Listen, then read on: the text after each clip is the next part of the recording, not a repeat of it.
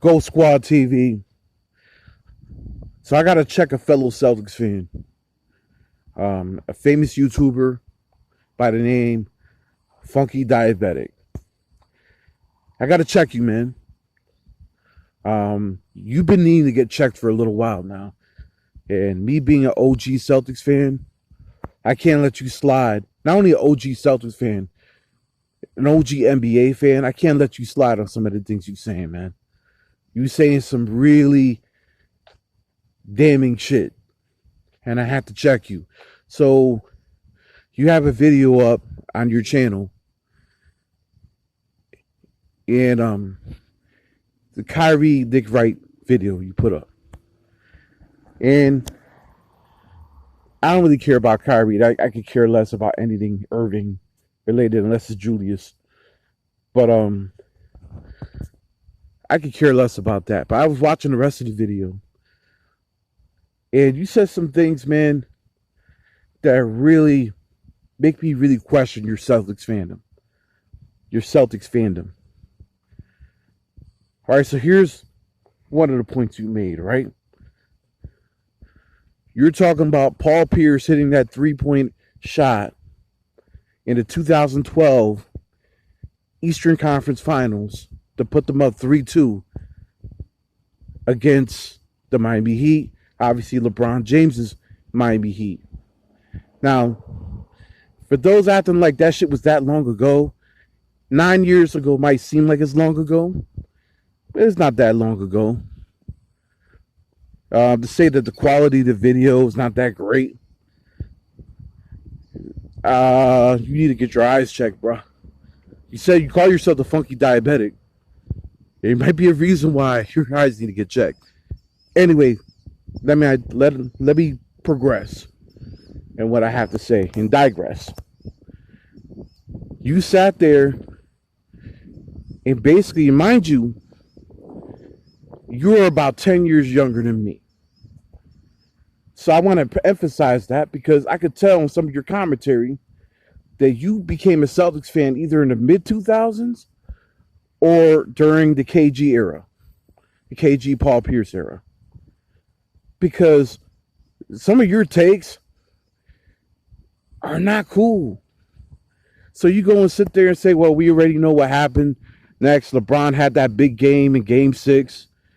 It's legendary, and even though I'm a diehard Celtics fan, which I'm questioning right now.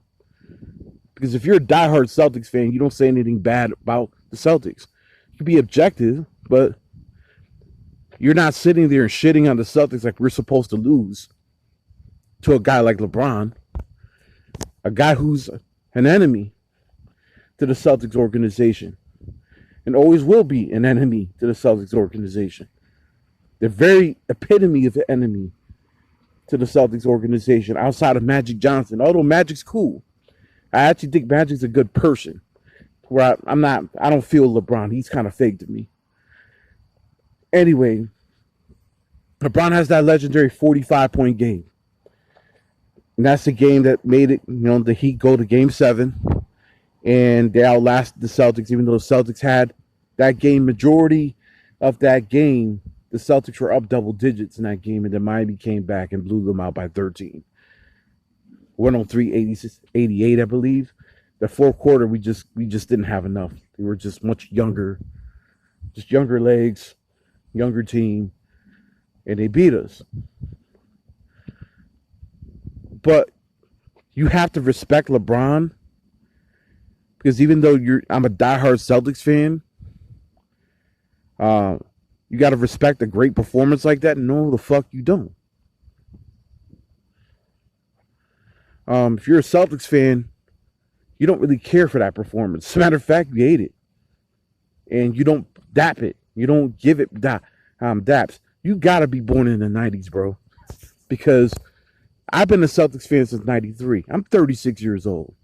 I remember watching the Celtics win the finals and lose the finals. I also remember Paul Pierce and his comeback against the New Jersey Nets, 2002. I remember that 18-win season we had with Antoine Walker and Greg Minor, David Wesley, and those guys were on the team. Rick Pitino days. ML Carr days. I was there for those days. When the Chicago Bulls were running roughshod over the NBA. Yes, as much as I'm a big Michael Jordan fan, and I'm the greatest, probably the biggest Michael fan, I was watching those Celtics teams get their asses kicked. We had Ron Mercer, Walter McCarty.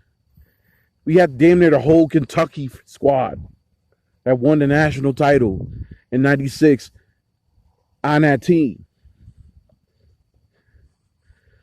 You had Dito Raja towards the end of his career. Purvis Ellison. You ain't gonna tell me shit, man. Todd Day. Anybody remember Todd Day? Todd fucking Day. Shouts to Todd Day. He had that 50-point game against Phoenix. Shouts to Todd Day, man. Todd Day. You weren't there for those days, man. You were like maybe you were an infant playing with building blocks. You know, had some shitty diapers. I mean, come on, bro. You ain't gonna tell me shit. So let me get to the next thing you said in that video. The 2018 Boston Celtics went to the conference finals. They beat Milwaukee. They beat Philly handily. They beat Philly handily. Get to the conference finals and lose in 7. And you say that's the most unlikely and had no business. You said the Celtics had no business being in that conference. You didn't say that it was an unlikely run. You said they had no business being in the conference finals. You would have had a point if you would have talked about the 2016-17 Celtics, which was the IT Celtics, who were the number 1 seed and nobody believed in. Went down 0-2 to the Chicago Bulls and Rondo. And somehow got to the conference finals with IT with a fucked up hip. And IT pretty much missed the majority of that Cleveland series. For us to even get a game in that series was crazy. Without IT. Avery Bradley and Marcus Smart played fucking well in that one game in Cleveland. You know, where Avery Bradley hit the game-winning 3 to make it a series, at least for a game. That would make sense for that team. Jaylen Brown was also on that team. He was a rookie. For the 2017-18 Celtics to be told or said that they had no business being in that conference finals and they weren't going to beat LeBron, I have news for you. Not only were we in the 7th game, we led the majority of that game. We led at least 40 of the 48 minutes of that game. Actually, 45 of the 48 minutes of that game. If you remember watching that game correctly, Mr. Diehard Celtics fan, and I say that with quotations, Jason Tatum went on a run in the 4th quarter for the first 3 minutes of that quarter. Hit a 3, hit a jumper, and then dunked on LeBron. Then we stopped giving him the ball. Now, you're going to sit there and blame Jaylen Brown for his shooting performance, Terry Rozier for his shooting performance. I blame Brad Stevens. I've always blamed Brad Stevens because Brad Stevens refused to get the ball to his hot hand. Jason Tatum was the hot hand. Refused to get it to your star player because Kyrie wasn't playing and neither was Gordon. So the 2 guys that were more capable of getting their own shots were JB and JT, even at their young ages. And they proved it during that playoff run. And Tatum was having an amazing game from the first quarter all the way to that quarter. He probably would have had 30 points. He would have got him a few more possessions. Instead, they went away from him. Marcus Morris started bricking shots. Horford bricked shots. Brown bricked shots. Rozier bricked shots. You're sitting there. LeBron had that layup that you mentioned carrying Marcus Morris. I'm going to say quotations. For that layup. You sealed the victory. You do know the score was 87-78. It's not a blowout. Actually, 87-79, actually. Not a blowout. We ran out of gas towards the end. You know, LeBron did not dominate that game. He had a pretty shitty game, shooting percentage-wise. He didn't have a great game.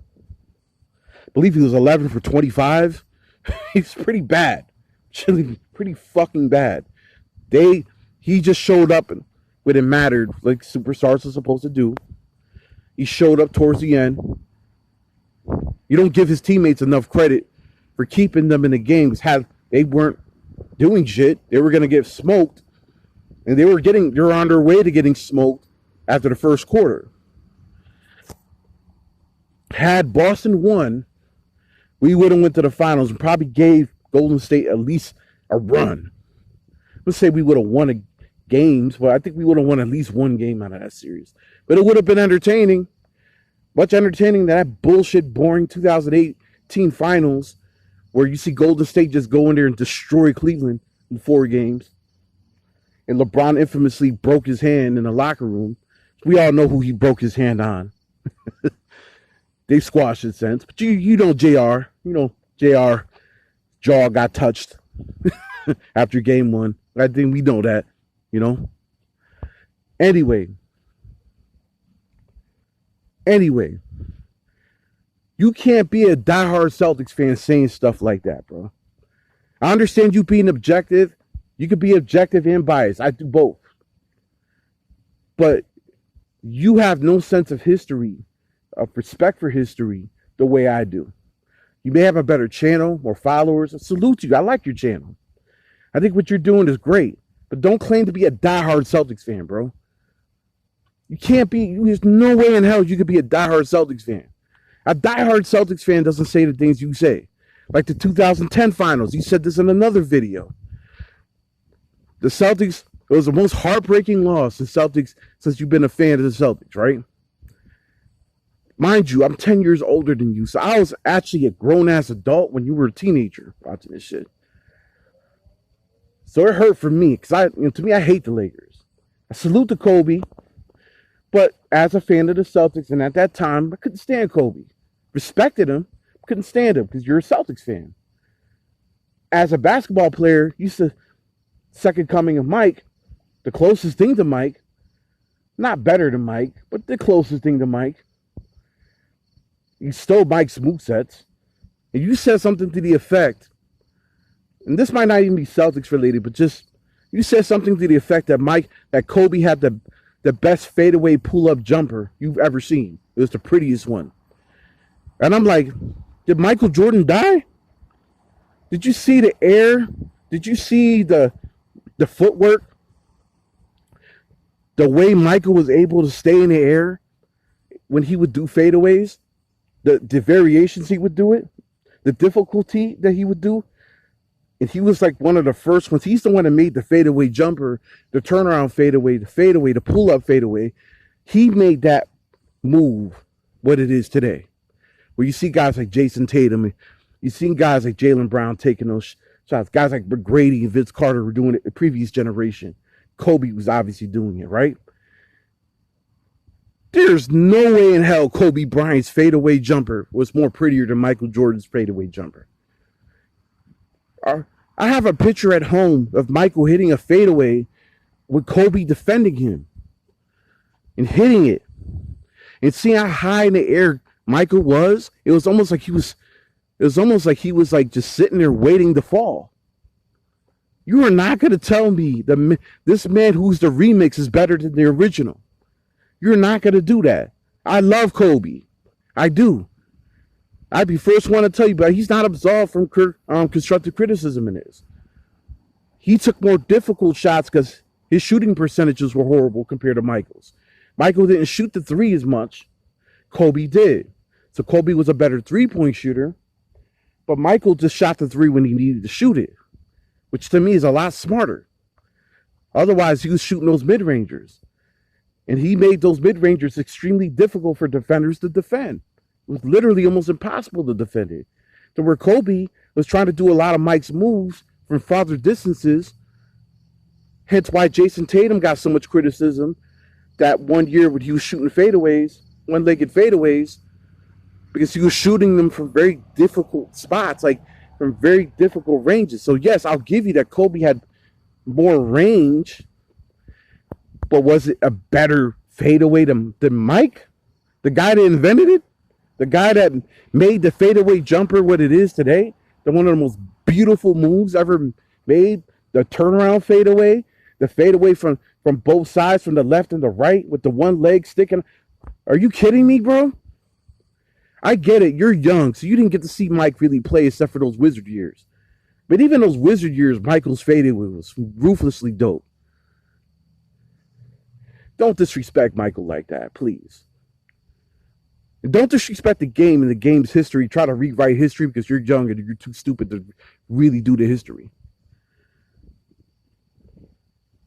That said, Michael had damn near hit that fade. He had a fadeaway on Byron Russell in the 97 finals. Not the 98, the 97 finals, the game one, when he hit that step to the side fadeaway on Byron Russell. You're going to tell me Kobe Bryant's fadeaway was better than that? The straight, one leg, that delivery, that's perfect. Come on, man. Stop that. Stop that. Stop that. I love Kobe. Trust me, I love him. He was the second coming of Jordan, the closest thing to Michael. But let's not, come on, let's stop that. Let's stop that. Let's stop that. Well, you sound like Max Kellerman trying to say that Kawhi is better than Kobe in the clutch. You sound just like that right now. So that said, I called you out for your Celtics fandom, quote unquote, or lack thereof. I had to call you out on that. No disrespect. I like your channel, like what you do. I'm nowhere near as good as you when it comes to this YouTube shit. I'm still building. And you are definitely somebody I look to as inspiration when it comes to building my channel. So in no way, shape, or form is this personal, my brother. But just know, at the end of the day, when it comes to the Celtics fandom shit or NBA fandom shit, I have to check you sometimes. No one's above getting checked. So nothing personal, brother. Salute to you. Salute your channel. Anybody on my channel likes Funky Diabetic, peep his channel. Show him some love. Show him some likes. But I can't let him slide on that, man. I have to call him out. Gold Squad TV. Leave your comments down below. Subscribe. Peace out.